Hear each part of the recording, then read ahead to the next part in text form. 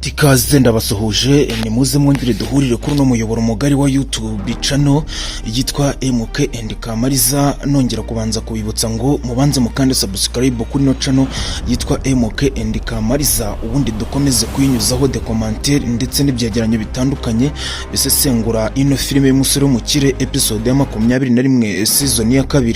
Nje nk'ubusanzwe ni njyewe ugiye kubagezaho bino biganiro, nitwa Igisigo Legacy bitekurane bakora tendera kuriza hafi y'ishyamba rya Kibira umusamariya wihebeye ibyegeranyo, aho buri munsi buri episode iciye ku muyoboro mugari wa YouTube channel witwa MK Original tuzajya duhurira hano kuri no muyoboro mugari wa YouTube channel witwa MK and Kamariza n'abakoreyeho icyegeranyo gisesengura iyo filime. Bitangiye umuvandimwe wacu witwa Mama Diane yicaranye na Diane muri salo iwabo, aho umusore MK Original yagize gutya akabimurira kugira ngo batazahura n'imbogamizi ibatayiga bakaba babica. Mujye mubyibuka yuko umuvandimwe witwa Morgan ari umugambanyi wabo, ariko yaje kubagambanira aboherezaho abicanyi basanga n'ubundi umuvandimwe witwa MK Original ariwe Ian afite inshingano zo kubimura, yabimuye yabavanye muri iyo nzu ubabagamo. Nibwo rero ubwo ngubwo akibimura bahageze barabahiga ubundi barababura. Reka dutangire n'icyegeranyo cyacu uko byagenze muri iyo filime muri episode imaze guca kuri no muyoboro mugari wa YouTube channel witwa MK Original. Byatangiye umuvandimwe witwa Eddie ari kumwe na mama we ariwe Mama Diane, ubwo bari bicaye muri salo bari kuganira n'ubundi bisanzwe. Nibwo umuvandimwe witwa MK Original ariwe Ian yagize gutya araza ubundi abasanga mu ruganiriro aho baganiriraga. Nibwo umuvandimwe witwa Mama Diane yagize gutya aramubwira ati Ian icara hano tuganire, njyewe hari ikintu nshaka kukubaza. Ian ni n'ubwuzu bwinshi yamubwiye ati se ubundi icyo kintu ushaka kumbaza ni igiki? Nko mari ngo muhereze igisubizo cya nyacyo kandi kiza kuryohera amatwi yawe. Yageze aramubwira ati nizere yuko igisubizo ndaza kuguhereza kiza kukunyura. Nibwo Mama Diane yahise arasa ku ntego aramubaza ati ese ubundi Ian hari akantu nshaka kukubaza. Nibwo Ian yamubwiye ati inkuteza amatwi wagira gutya ukambaza kuko nanjye ndi tayari guhita nkusubiza. Nibwo Mama Diane yahise abinkwakuzi ubundi arangije aramubaza ati uko umukobwa wanjye Diane yagukundaga atarajya muri Amerika bimeze bite? Ese wabaramuhaye urukundo cyangwa urwo rukundo unarwamuhaye? Nko mbona wagira ngo usigaye wikundirana na murumuna we ariwe Eddie. Nibwo yagize gutya Ian abura icyo asubiza, ashaka kumujijisha na ya mayeri menshi ye, ashaka gusohoka ngo ajye hanze. Mama Diane akomeza gutsemba aramubwira ati nyamuneka wagaruka mu nzu Ian tukongera tukaganira nkagira icyo nkubaza, akandi nimba unkunda ukansubiza umbwije ukuri. Nibwo Ian yahise agira gutya arongera arakata asubira inyuma, ubundi araza aricara koko byanyabyo. Ubundi arangije abwiza ukuri Mama Diane, yamubwiye ati buriya Eddie rwose ibyanga bikunda reka tukubwiza ukuri kuko nawe uri umuntu mukuru urabibona, Eddie ndamukunda. Yahise amubaza ati se kuki wakunze Eddie kandi warakundanaga na Diane? Ibyaterwaga n'iki kuba Diane yarakubwiraga yuko umukunda ukaba waramwanze ukaba wikundira Eddie? Ian n'amagambo make atuje yahise amubwira ati njyewe buriya Diane yaranabaye kuba nyiriho niwe mbikesha, rero kuba yaranabaye nibwo byarangiye n'ubundi havuyemo urukundo arankunda, ariko njyewe nta gihe na kimwe nigeze ncohora ijambo ryanjye mu kanwa kanjye ngo mbe nabwira Eddie yuko mukunda. Ubwo rero we sinzi impamvu nyine akomeze kuvuga ko nkunda agakomeza kubyishyiramo, ati ndakeka yuko ari nayo mpamvu yaba yarafashe umwanzuro wo kujya muri Amerika atambwiye. Ubu nuko yumvaga n'ubundi urwo rukundo rushobora kuba rwaranze. Uwo Ayo ni amagambo y'umuvandimwe wacu witwa MK Original ariwe bita Ian muri urwo rugo. Ian yahise agira gutya abwira mama Diane ati rero mama Diane reka nkubwize ukuri nawe uri umuntu mukuru nk'ukuntu umbajije icyo kibazo byanga bikunda urabibona. Nagira ngo nkubwire yuko Eddie mukunda namukunze mbere yuko nkunda Diane, ariko Eddie nta kintu twigeze twabitangazaho. Iki rero nicyo gihe ngo nkubwire yuko nkukunda. Nyuma nibwo hahise hazaho agace ka kabiri k'umuvandimwe wacu witwa Morgan Ian yari yarashimuse. Ubwo hakivaho Morgan hahise haza Morgan ubundi ahita ahura na Justin bakomeza kuganira. Justin ariwe mushuti wa Ian akaba ariwe uhungishije Morgan ahantu Ian yari yamushimutiye. Murabyibuka yuko banabishwaniye cyane. Bakomeje kuganira nibwo Justin yamubwiye yuko Ian azi yuko Morgan Justin yamwishe, ariko byarangiye n'ubundi atamwishe. Yamubwiye ati nagira ngo nkubwire yuko size ngizi umuvandimwe wanjye witwa Ian azi ko nakwishe, kandi n'umuvandimwe witwa Boss nawe azi ko nakwishe. Ubwo Boss muramwibuka n'umwe wita Patrick, akaba ariwe wise ise wa MK umugome mubi cyane, akaba ariwe wari wihishe inyuma ya biriya byose. Niwe wohereje ibya bisambo ngo bijye kwica Ian, bijye kwica na mama Diane. Niwe washyizemo imico mibi Morgan kugira ngo abe yamugambanira. Ni urugamba rukomeye muri ino filime y'umusore w'umukire dukomeza gusesengura turebera hamwe. Ndaje dukomeze n'ibindi bice kugeza tugeze ku musozo w'ino episode. Ingaruka zidasanzwe muri ino filime y'umusore w'umukire bajya bavuga ngo ubundi akazapfa kabongera kazakica. Uwo nguwo ni umugani waciwe n'umunyarwanda.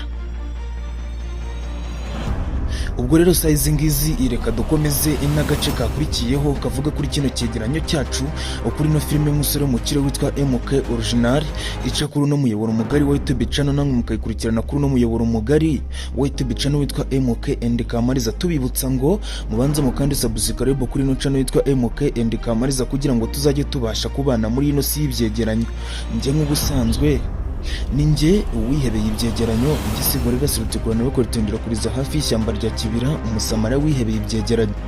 Agace kakurikiyeho nibwo umuvandimwe wacu witwa Kamariza yaje mu nzira ajya gusura umuvandimwe ariwe mukase wa Morgan, ajya gusura mukase wa MK ariwe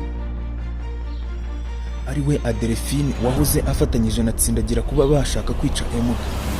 Umuvandimwe witwa Kamariza murabizi yuko ari umugambanyi uteye ubwoba cyane, uba udafite uruhare abogamiyeho cyangwa se urwo agenderaho, icyapfa aba ari amafaranga. Nibwo yagize gutya ajya gusura Adelphine amubaza amakuru menshi cyane, ariko ajyayo afite ubwoba kuko yagiye amubwira ati umva yuko nigenje. Boss wacu waduhaye akazi ashobora kuzanyica abyanga bikunda, ati kuko ndumva natuje mu mutima wanjye, ndumva mfite ubwoba bwinshi mu mutima, sinzi uko bizagenda.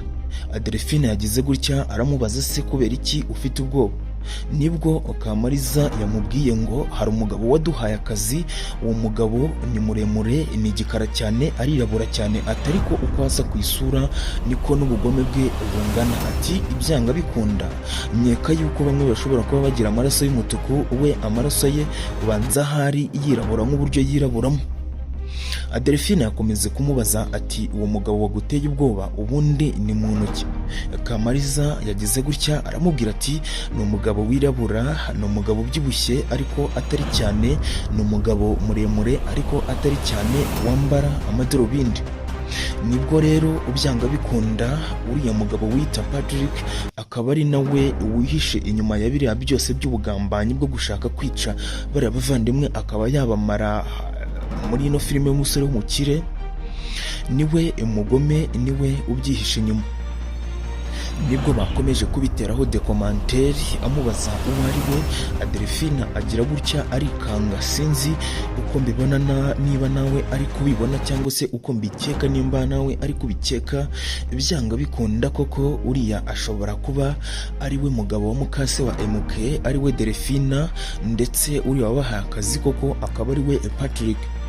kuko byanga bikunda yateye ubwoba Adelphina bwinshi cyane. Adelphina afite ubwoba bwinshi cyane. Nibwo Kamariza yakomeje kumuhereza ibisobanuro avuga ko bidasobanutse, afata telefone yiwe arayicana maze amwereka muri screen. Kamariza yahise yikanga asubira inyuma aravuga se hari ikintu ndi kwibaza, ubundi uyu mugabo ufite muri telefone yawe wamukuye hehe ko ndeba ari we koko waduhaye akazi? Akibivuga Adelphina yahise aba nk'ugwa igihumure. Murabyibuka yuko yari ari kwanika imyenda mu rugo rwe, ariko Adelphina nawe byamucanze. Yarangije kumumwereka, ubundi arangije abwira Kamariza ati Kamari reka nkubwire ni ukuri ikose, ni ukuri kw'Imana wagiye kera kubusa, ahubwo nawe nimba wumva ushobora kuba ufite imbaraga zo kuba wava ku isi udasezeye, ambaza Rurema ubundi uhamagara Imana ize ikweze uzapfe warejejwe warihannye ibyaha byose wakoze. Ati kuko uyu mugabo ni umugome cyane, byanga bikunda nimba mwarahuye amaso ku maso akaguha amafaranga ugomba gupfa wowe n'abo wahaye akazi abo ari bo bose. Byanga bikunda mumeze nk'aho mugiye gusezera ku buzima bwanyu. Kamariza yakomeje kugira ubwoba, Kamariza akomeza guhinda umushyitsi, Kamariza akomeza kuvuga amagambo aterekeranye. Kamariza ariko nyuma y'aho ngaho nibwo yakomeje kuganira na Adelphina n'ubwoba bwinshi cyane. Ako gace karangiriye aho ngaho, ubundi hahita hakurikiraho agace ka Eddy ndetse na MK. Bongeye bahurira muri salo baganira ku by'urukundo rwabo. Ndabyibuka umuvandimwe wacu witwa MK original ariwe Ian wivugiye yuko we ubwe yanze Diane agakunda Eddy, yagize gutya arasa ku ntego. Ubwo yari yicaye ari kwirebera agateleviziyo, nibwo rero Eddy yahamusanze arangije aramubaza ati njyewe ndashaka yuko tuganira. Nibwo yagize gutya Eddy aramubwira ati njyewe mufitiye umwanya, ndifuza yuko n'ubundi twaganira, ikibazo cyose wambaza ndaza kugusubiza. Yatangiye titire y'interuro amubaza ati se Eddy reka ngubaze gatoya, ese ushobora kuba waba wumvishe amagambo mama yatubajije turi muri salo? Eddy nawe yashatse kumukubita ngo yisohokere, arongera aramuhamagara aramubwira ati nyamuneka icara ahangaha ngira icyo mwibariza, wumvishe amwe mu magambo uyu muvandimwe yatubwiye ari we mama wawe? Eddy yamubwiye ati nta na kimwe, ni ukuri numvishije nahise nongera ndabyibagirwa. Umuvandimwe witwa MK burya umugabo ahora ari umugabo, yahise amubwira ibyo yamubajije byose. MK arongera asubira ku ruhande rwa Eddy, ese koko nibyo cyangwa si byo? Nagira ngo mubwire yuko umuvandimwe witwa Eddy nta kintu yigeze amutangariza. Ese buriya hari ikintu nahise nibaza muri runo rukundo rwa bano bavandimwe ko wagira ngo Eddy ntari kubyumva. None Ian yaba yaranze uyu mugabo, none Ian yaba yaranze Diane agakundana na Eddy, ariko Eddy nawe akaba atamukunda, bikazaba ubusabe nk'uburyo ki umuvandimwe witwa Diane yakundaga MK ariko we atamukunda.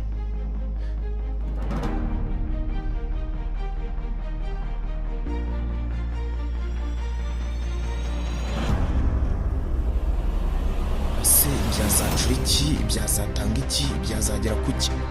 Uburyo mwibutsa ni ugukanda subscribe kuko n'umuyoboro mugari wa YouTube channel, n'ubundi ukibuka gufungura inzogera kugira ngo tuzajye tubasha kubana. Hahise hagarukaho agace ka Kamariza ari kumwe na mukasi wa MK.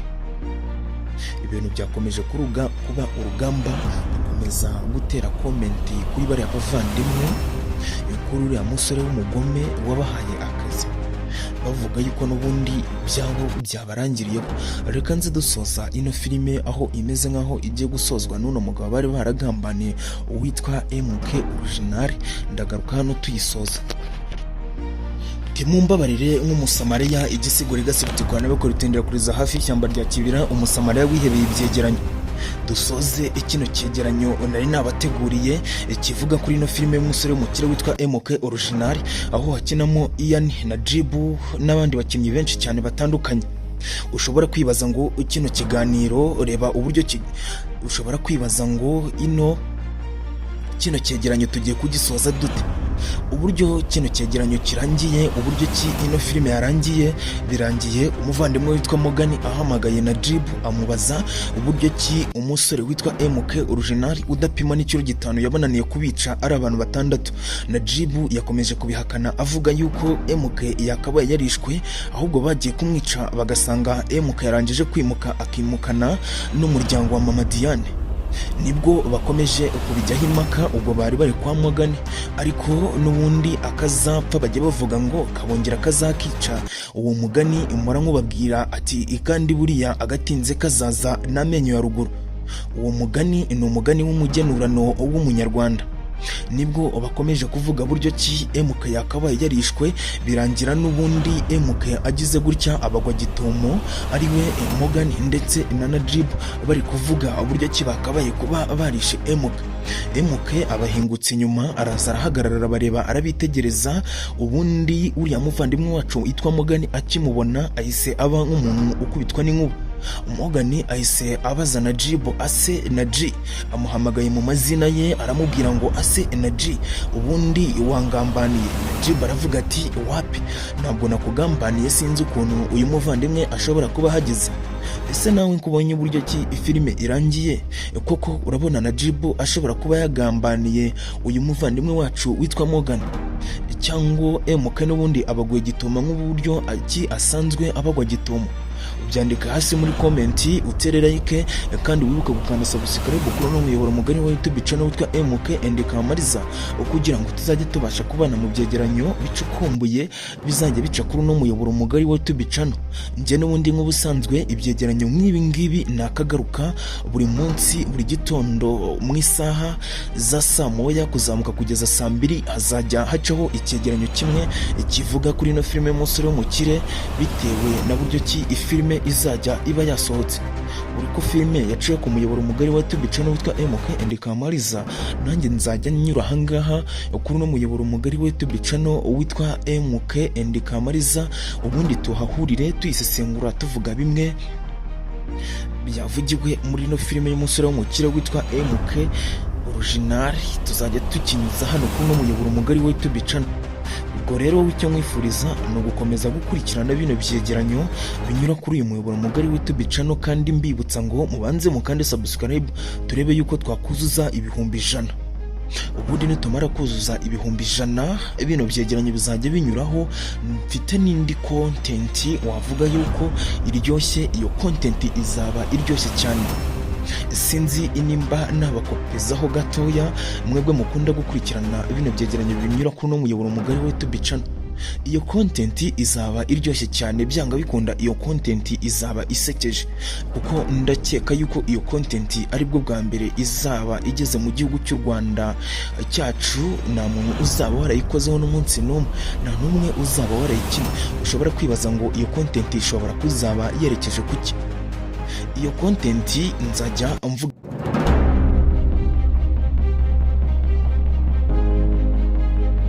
Mukomeze kugira umunsi mwiza, amahoro n'imigisha y'Imana akomeze kubana namwe ukuntu twabanye mbagezaho iki cyegeranyo.